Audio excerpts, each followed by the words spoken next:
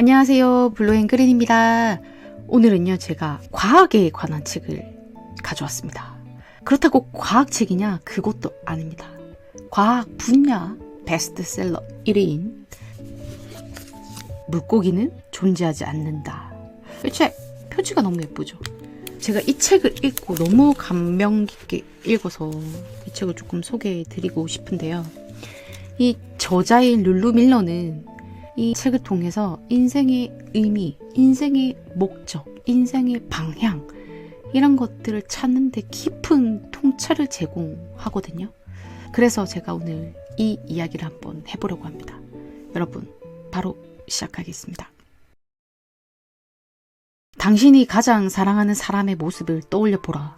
그 사람이 소파에 앉아 불현듯 어떤 생각에 완전히 사로잡혀서 그것에 대해 흥분해서 이야기하는 모습을 떠올려 보라. 혼돈이 그 사람을 집어삼킬 것이다. 혼돈은 그런 일이 일어난다면 이라는 가정의 문제가 아니라 언제 일어나는가 하는 시기의 문제다. 이 세계에서 확실한 단 하나이며 우리 모두를 지배하는 주인이다. 그렇다. 과학자인 나의 아버지는 일찍이 내게 연력학 제2법칙은 절대 벗어날 수 없다고 가르쳤다.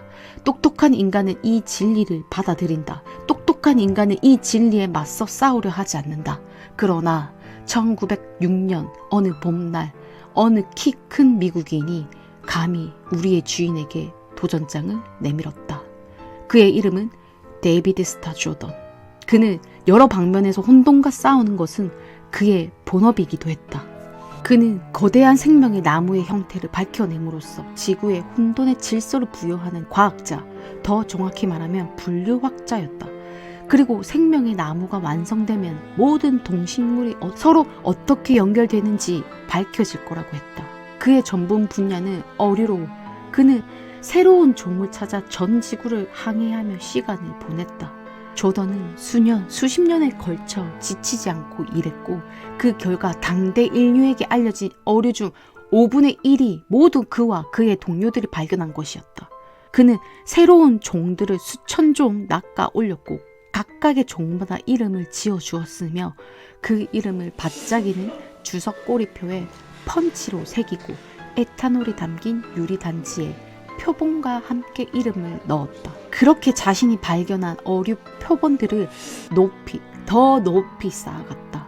1906년 난데없이 닥친 지진으로 수집한 반짝이는 물고기 표본들은 모두 바닥에 내동댕이 쳐졌다. 수백 개의 유리단자가 바닥에 떨어져 박살이 났고 그의 어류 표본들이 깨진 유리와 넘어진 선반들에 의해 절단되었다. 그러나 뭐니 해도 최악의 피해를 입은 건 이름들이었다. 조심스럽게 유리단지에 넣어둔 주석 이름표들이 온 바닥에 아무렇게나 나뒹굴고 있었다. 이 끔찍한 지진 속에서 그가 꼼꼼하게 하나하나 이름 붙인 물고기 수천 마리가 다시 수북히 쌓인 미지의 존재들로 되돌아갔다. 당신 삶의 30년이 한순간의 숲으로 돌아간 모습을 보고 있다고 상상해보라. 무엇이든 당신이 매일 하는 일, 무엇이든 당신이 소중히 여기는 일, 그것이 아무 의미가 없다고 암시하는 모든 사람들의 말과 신호에도 불구하고 그래도 그것들이 중요한 것이기를 희망하면서 당신이 매일같이 의지를 모아 시도하는 모든 일들을 떠올려보라. 그리고 그 일에서 당신이 이뤄낸 모든 지척이 당신의 발치에서 뭉개지고 내장이 튀어나온 채 널브러져 있는 걸 발견했다고 상상해보자. 그렇다. 모든 곳에 물고기들이 있었다. 바닥 위 모든 곳에 유리 파편이 흩뿌려져 있었다. 가자미들은 떨어진 돌에 깔려 더 납작하게 뭉개졌다. 장어들은 무너진 선반에 깔려 절단되었다. 복어는 유리 파편에 찔려 살이 튀어나왔다. 에탄올과 시체 냄새가 코를 쏘아댔다. 그러나 물고기들의 피해보다 더 고약한 피해는 1000개에 달하는 모든 표본의 신성한 이름표들이었다. 그것들은 모두 연구실 바닥에 제멋대로 흩어져 있었다. 단 47초 지진에 의하여 그가 꼼꼼하게 이름을 지어줬던 물고기들이 다시금 형체 없는 미지의 존재들로 돌아갔다. 이것이 우주가 우리에게 준 것이다. 혼돈. 조금 더 와닿게 말하자면 고통, 시련. 저자인 나라면 이 지점에서 분명 포기했을 것이다. 신성이 훼손되고 꿈이 박살났으며 수십 년 동안 끈기 있게 해온 모든 일이 헛수고로 돌아간다면 나라면 지하실로 내려가 그냥 패배를 인정했을 것이다. 조던 데이비드는 어떻게 했을까? 우리의 신중한 과학자, 다른 무엇보다 세상을 있는 그대로 보기를 원하는 그는 무엇을 했을까? 이 불운한 작자, 그리고 이 경이로운 작자는 포기하지 않았다.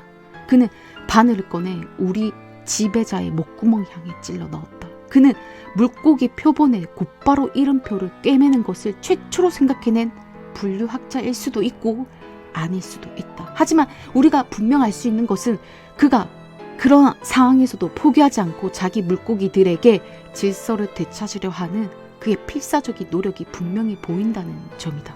그는 목수에게 에탄올과 강철벽과 바닥 고정쇠를 요청했다. 하지만 그의 요청에 대한 반응들은 너무 느렸다. 에탄올은 도착하지 않았다. 물고기들은 거기 그대로 누운 채 마르고 부패하기 시작했다. 그는 마침내 입을 열었다. 낮이나 밤이나 호수로 물을 뿌려 낮이나 밤이나. 해는 뜨고 지고 뜨고 지고. 데이비드의 동료 두 사람은 고무 덧신을 신고서 물고기들의 살덩이를 향해 호수로 물을 뿌렸다. 이것이야말로 진정한 불굴의 기계가 무엇인지 보여주는 장면이 아닐까? 바닥에 널브러져 있는 파괴의 잔해들은 스나이더 교수와 스타크르 교수가 밤이나 낮이나 호수로 물을 뿌린 덕분에 젖은 상태를 유지했다. 내가 읽은 가장 아름다운 문장 중 하나인 이 문장은 스탠퍼드 어류와 5권에 실려있다. 데이비드는 걱정하는 학부모와 정신적 충격을 받은 학생들, 간담이 서늘해진 대학 회계사들을 달래느라 뛰어다녔다. 그 사이 먼지는 소용돌이를 일으키며 떠올라 진드기와 푸트레신과 온갖 세균들을 품고 데이비드의 연구실 창들을 통해 안으로 몰려들어 물고기들의 부패의 위협을 가해왔다. 사람들은 물을 뿌리고 또 뿌렸다. 이토록 억눌리지 않는 불굴의 끈기는 어쩌면 아름다운 것인지도 모른다. 따지고 보면 그건 미친 짓이 아닌지도 모른다. 어쩌면 그건 선에 대한 믿음을, 별들에는 존재하진 않지만 지구에서 함께 살아가는 인류의 가슴 속에는 존재하는 따뜻함에 대한 믿음을 조용히 실행에 옮기는 일인지도 모른다. 어쩌면 그것은 신뢰 비슷한 무엇인지도 모른다. 마침내 그의 연구실에 에탄올이 도착했다. 데이비드는 서둘러 널브러진 살점들을 분류하는 일에 합류했다. 그는 물이 뚝뚝 떨어지는 갈색 물고기를 하나 집어들었다. 등에는 빨간 점이 있으며 꼬리는 두 갈래로 갈라져 있었다. 그는 녀석의 검은 대리석 같은 눈을 뚫어지게 들여다보며 전 지구를 누비던 무수한 여행들의 기억을 더듬거렸다. 그는 알고 싶었다. 내가 널 어디서 데려왔는지 기억할 수 있을까? 그물에 걸려 올라왔나? 아니면 창에 꽂혀서? 네가 천천히 파닥거리며 죽어가던 곳. 그래서 내 것이 되던 곳이 어딘지 내가 기억해낼 수 있을까? 그는 잠깐 멈추고 눈을 가느다랗게 떴다. 그리고 그것을 놓아주어야 했다. 그렇게 100번, 1000번, 1000마리의 물고기를 놓아주었다. 기억이 떠오르지 않는 1000마리의 물고기가 그렇게 사라졌다. 기억이 떠오르지 않는 1000번의 사소한 실패. 마침내 그가 물고기 하나를 알아본다. 멸치와 비슷하게 생긴 녀석인데 내 눈에는 아무 개울이나 사는 아무 물고기와 다를 게 없어 보인다. 그는 다이아몬드를 감정하는 보석 감정사처럼 그 작은 생물을 한 손에 들고 있다. 다른 손에는 찌를 준비가 되어 있는 바늘이 들려있다. 등을 따라 희미하게 나있는 호랑이 같은 줄무늬, 눈안을 에워싼 은색 테두리, 배에 투명한 나비 한 마리가 앉은 것 같은 한 쌍의 작은 배의 지느러미. 아! 그는 확신했다. 그는 파나마! 그가 들고 있던 건 파나마 망둥이의 유일한 완모식 표본이었던 것이다. 에베르마니아 파나멘시스.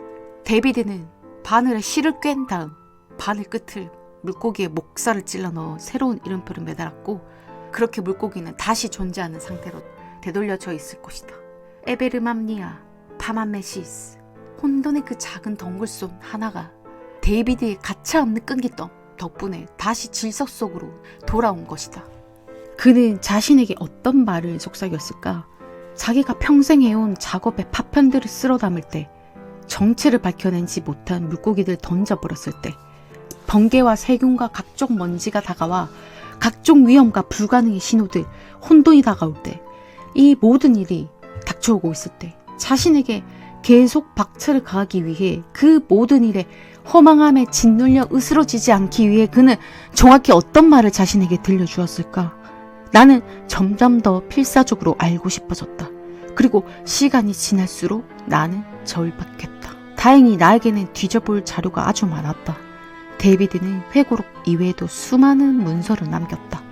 동화, 철학 에세이, 시, 풍자적 글, 저널, 어류 안내서, 유머, 절제에 관한 책, 외교에 관한 책, 강의 계획서, 사설 등등 책이 모두 50권이 넘었고 다른 텍스트들도 수백 가지에 이르렀다.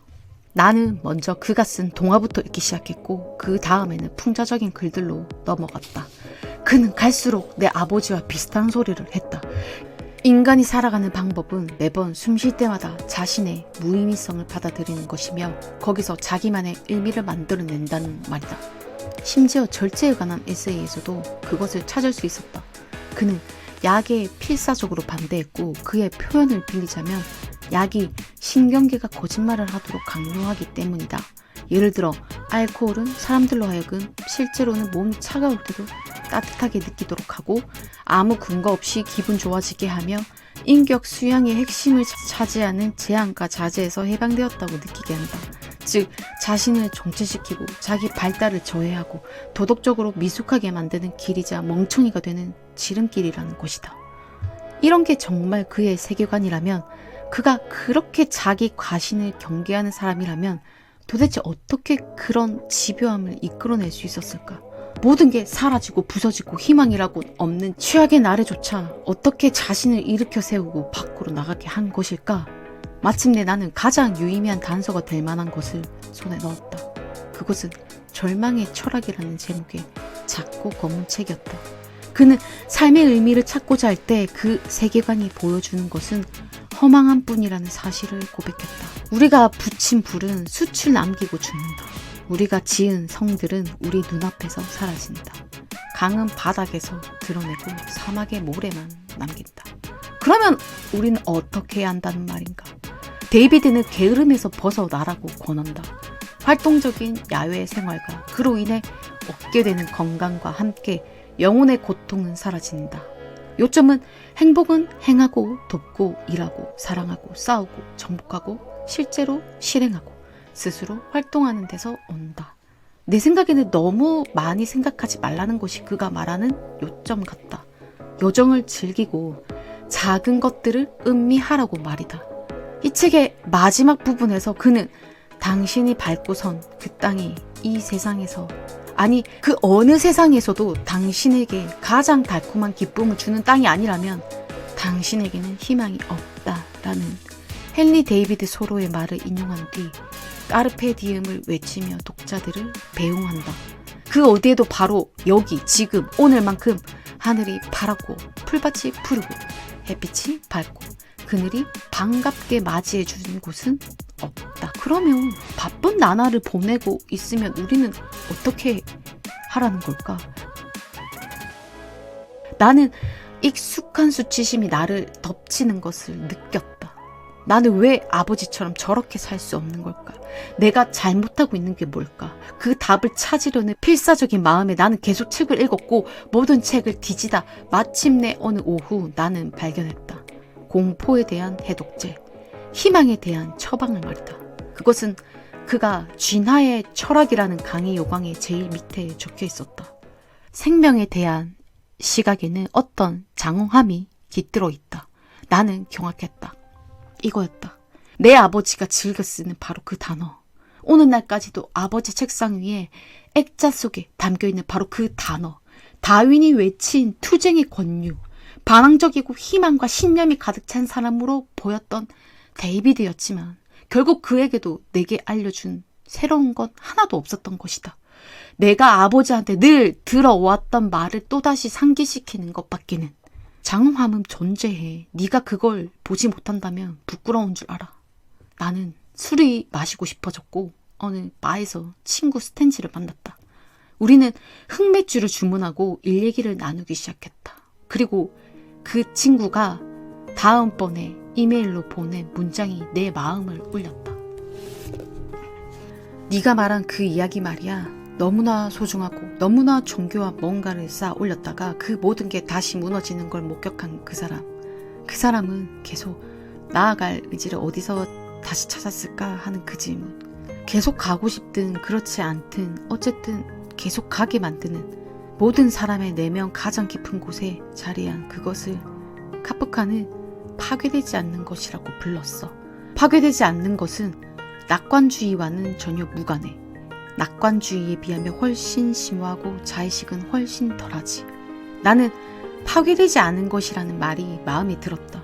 경이로운 개념이었다. 왜냐하면 그건 내가 비현실적인 목표를 향해 밀고 나아가는 것이 미친 짓인가 아닌가 하는 질문에 답하지 않아도 된다는 개념이기 때문이었다. 하지만 나는 그것이 데이비드 조던에게 잘 들어맞지 않는다고 생각했다. 파괴되지 않는 것은 바보들이 겪는 고통처럼 보였다. 바보들, 낭만주의자들, 슬픈 왕들을 사랑하는 흉내쟁이들, 내면의 열정이라는 연료가 너무 강력하게 피어올라 현실 감각이 안개처럼 흐려진 사람들. 나는 확인하고 싶었다. 그래서 다시 그게 회고록으로 돌아갔다. 그리고 나는 마침내 찾았다. 그건 긴 발췌문 속에 묻혀 있었다. 지진이 있고 겨우 며칠밖에 지나지 않았을 때, 아직 상처가 아물지 않은 채 샌프란시스코가 입은 피해의 규모를 조사하려 애쓰고 있을 때, 데이비드 본인이 쓴 개인적인 에세이에서 발췌한 글이었다. 사람은 결코 흔들리지 않으며 불에 타지 않는다는 것. 그것이 이 지진과 화재가 준 교훈이다. 집은 무너질 수 있지만 나는 집 밖에 서 있고 다시 집을 지을 수 있다. 위대한 도시를 건설하는 것은 경이로운 일이다. 그보다 더 경이로운 일은 도시가 되는 것이다. 사람은 영원히 자신이 창조한 것들보다 높이 올라가야 한다. 사람의 내면에 있는 것은 그가 할 수 있는 모든 일보다 더 위대하다. 그는 믿었다. 운명의 형태를 만드는 것은 사람의 의지라는 것을 말이다. 데이비드 조던은 물고기 컬렉션을 잃었지만 더 큰 컬렉션을 재구축했다. 그는 점점 더 높은 직책으로 승진했다. 가르치는 일에 대해, 어류학에 대해, 고등교육에 기여한 일에 대해 상들과 메달들이 요란하게 쏟아져 들어왔다. 그가 속삭인 작은 말들이 동으로, 은으로, 금으로 변했다. 겸손을 유지하라는 수천 년 이어져 온 경고는 잊어라. 어쩌면 이것이 신이 없는 세계의 시스템이 작동하는 방식인지도 모른다. 데이비드 스타 조던은 지속적으로 오만을 복용하는 것이야말로 실패할 운명을 극복하는 최선의 방법임을 보여주는 증거인지도 모른다. 바우마이스터는 이렇게 말했다. 쉽게 말해서 가장 위험한 사람은 보다 자신을 우월한 존재로 보고 싶다는 욕망이 강한 사람들이다. 거창한 자기상을 확인받는 일에 집착하는 사람들은 비판당하는 것을 몹시 괴로워하며 자기를 비판한 사람을 사납게 공격하는 것으로 보인다. 어쩌면 저자에게는 없고 데이비드에게 있는 건 어떠한 능력이나 집념이 아닐 겁니다. 그건 바로 내가 나를 믿고 사랑하는 마음이에요. 저는 그렇게 느꼈어요. 저자는 이 책 끝자락에서 이런 말을 하거든요.